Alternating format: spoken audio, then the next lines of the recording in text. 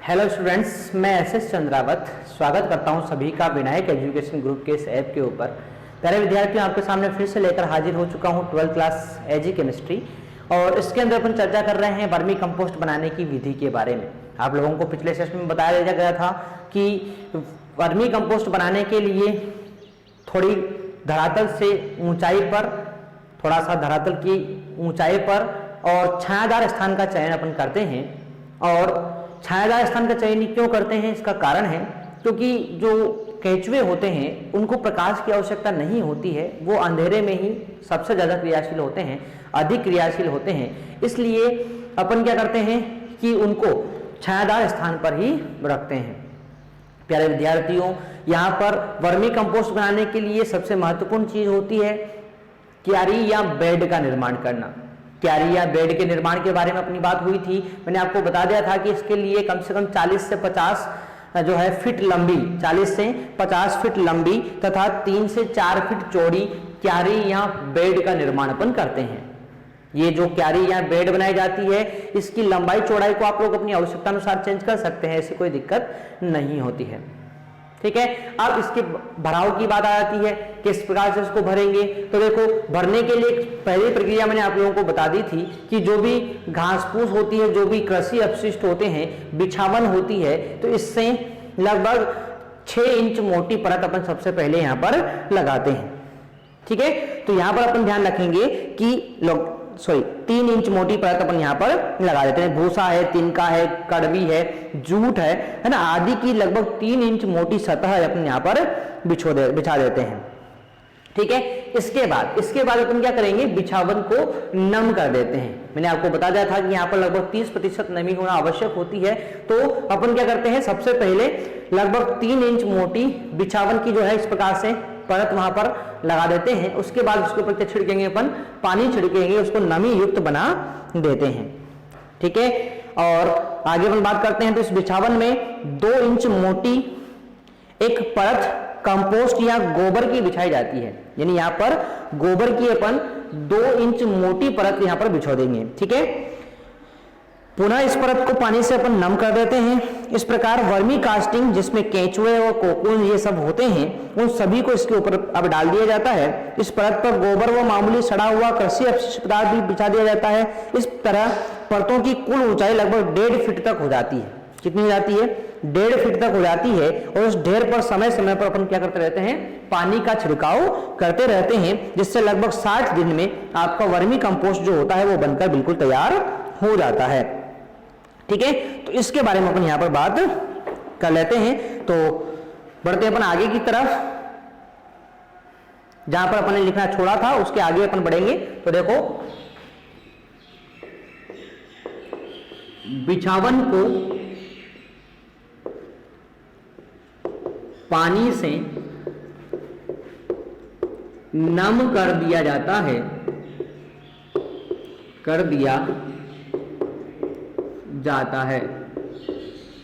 नम कर दिया जाता है। इस बिछावन में 2 इंच मोटी एक परत कंपोस्ट या गोबर की बिछाई जाती है। इस पर 2 इंच मोटी परत, 2 इंच मोटी परत कंपोस्ट या गोबर की बनाई जाती है। कंपोस्ट या गोबर की बनाई जाती है। और पुनः इस परत को पानी से नम कर देते हैं और पुनः इस परत को पानी से नम कर देते हैं।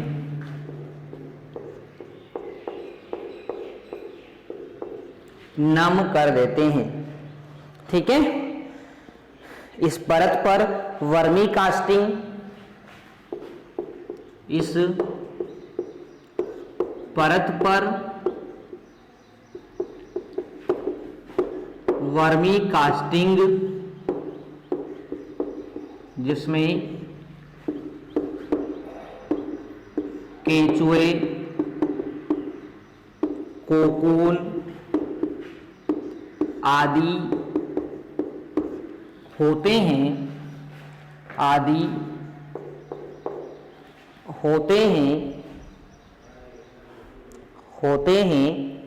को डाल दिया जाता है,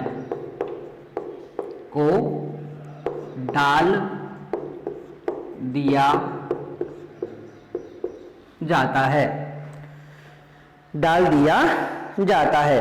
इस परत पर गोबर व मामूली सड़ा हुआ कृषि अपशिष्ट, इस परत पर गोबर व मामूली सड़ा हुआ कृषि अपशिष्ट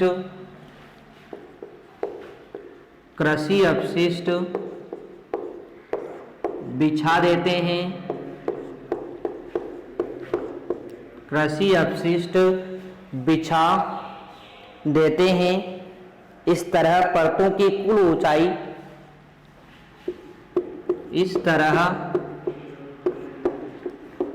परतों की कुल ऊंचाई लगभग 1.5 फीट हो जाती है।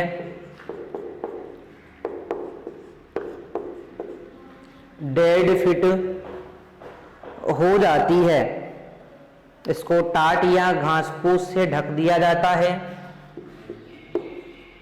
अब इसको आता है ना, अपने बोरी का जो टाट आता है, टाट या घास फूस से ढक दिया जाता है। घास फूस से ढक दिया जाता है। इस ढेर पर समय समय पर पानी का छिड़काव करते रहते हैं। इस ढेर पर समय समय पर पानी का छिड़काव करते रहते हैं। उचित परिस्थितियों में 60 दिन में कंपोस्ट बनकर तैयार हो जाता है। उचित परिस्थितियों में 60 दिन में, यानी 2 महीने के अंदर वर्मी कंपोस्ट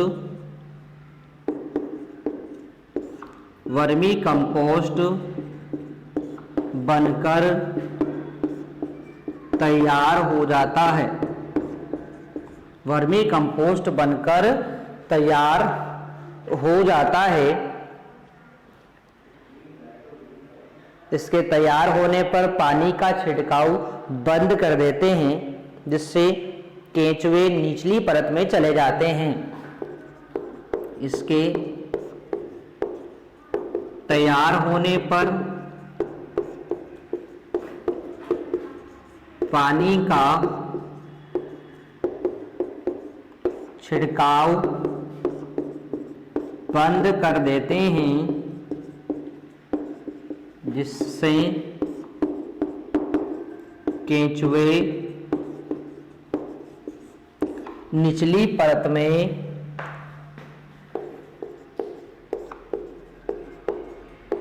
चले जाते हैं। निचली परत में चले जाते हैं।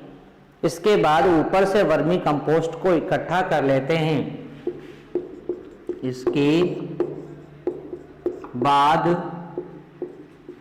ऊपर से वर्मी कंपोस्ट को इकट्ठा कर लेते हैं।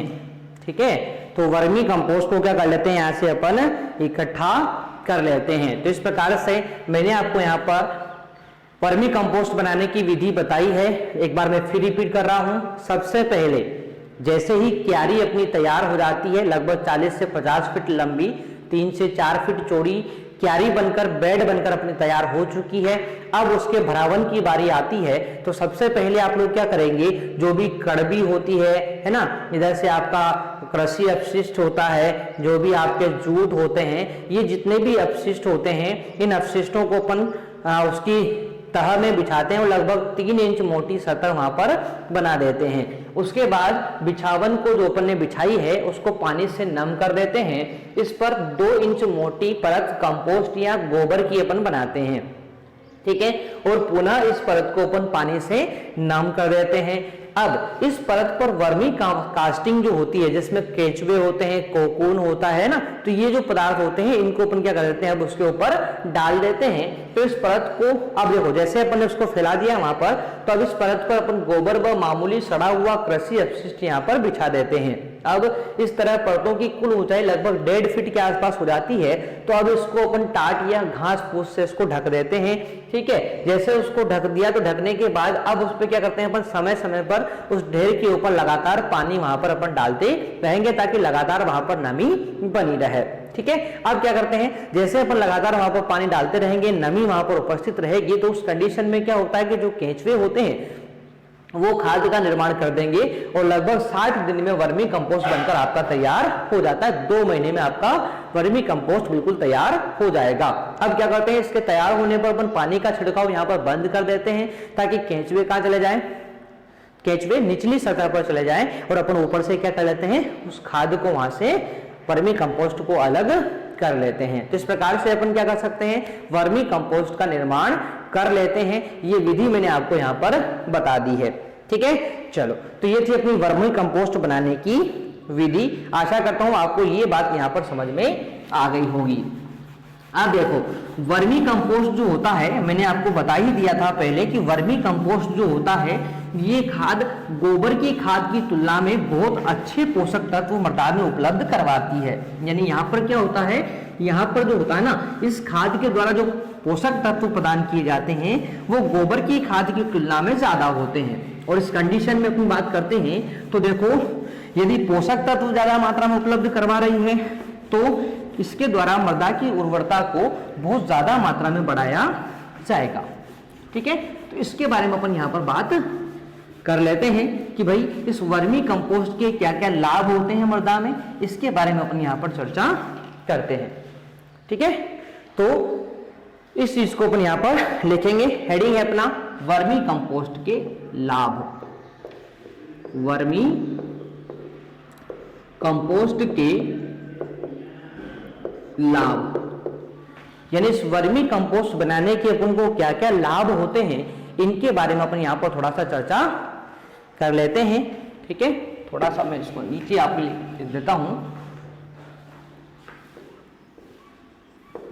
वर्मी कंपोस्ट के लाभ।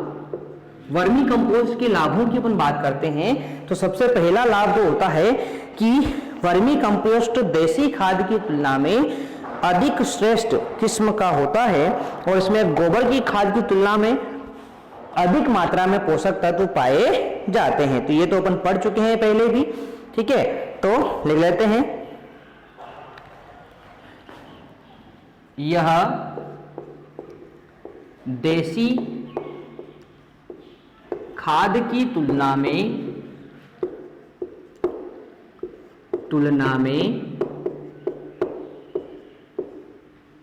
श्रेष्ठ किस्म का खाद होता है। इसमें श्रेष्ठ किस्म का खाद होता है, इसमें गोबर की खाद की तुलना में, इसमें गोबर कि खाद की तुलना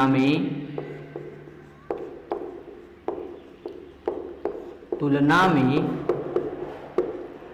अधिक पोषक तत्व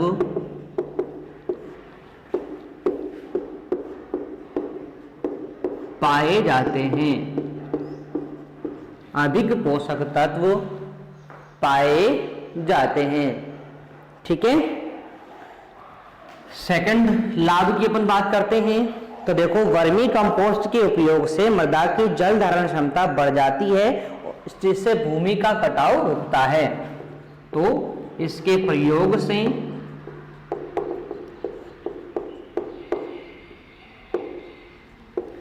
मृदा की जल धारण क्षमता बढ़ जाती है,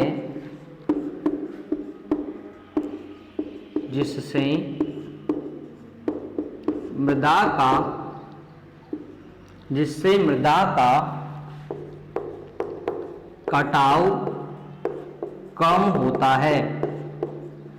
तो ये जल धारण क्षमता बढ़ाने का काम करती है।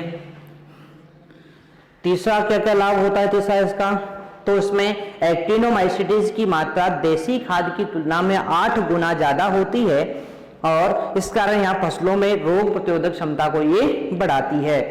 ठीक है, तो इसमें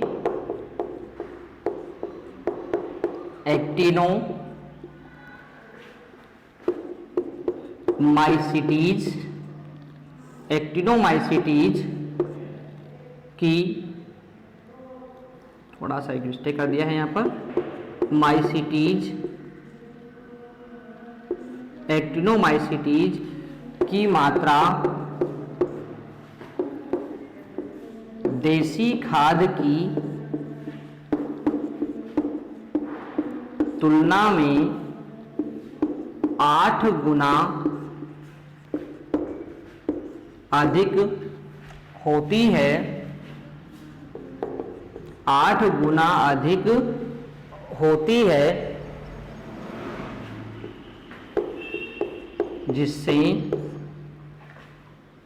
जिससे फसलों में रोग प्रतिरोधकता बढ़ती है, फसलों में रोग प्रतिरोधकता बढ़ती है। ठीक है, तो फसलों में क्या होता है, रोग प्रतिरोधकता बढ़ती है।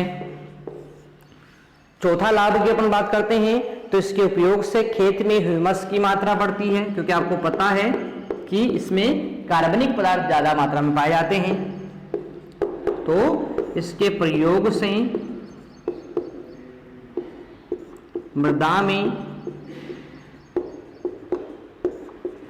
ह्यूमस की मात्रा बढ़ती है। ठीक है, पांचवा अपन बात करते हैं, तो इसके उपयोग से खेत में खरपतवार व दीमक का प्रयोग कम होता है। इसके प्रयोग से खेत में खरपतवार व दीमक का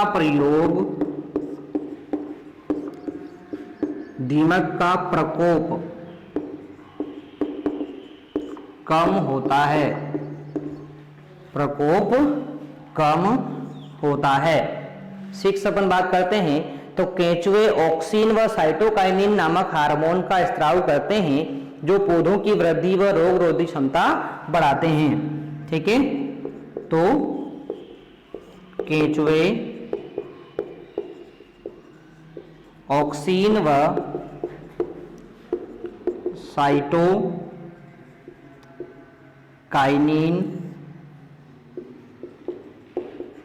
हार्मोन का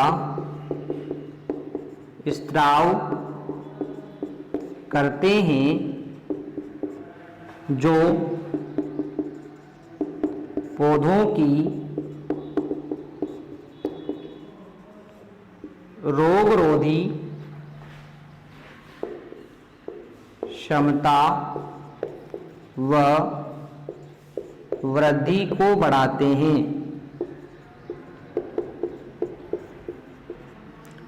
हैं।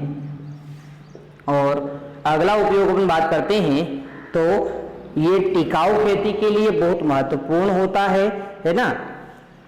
यह यानी आपको लंबे समय तक किसी खेत के अंदर खेती करना है तो उसके लिए ये महत्वपूर्ण होता है।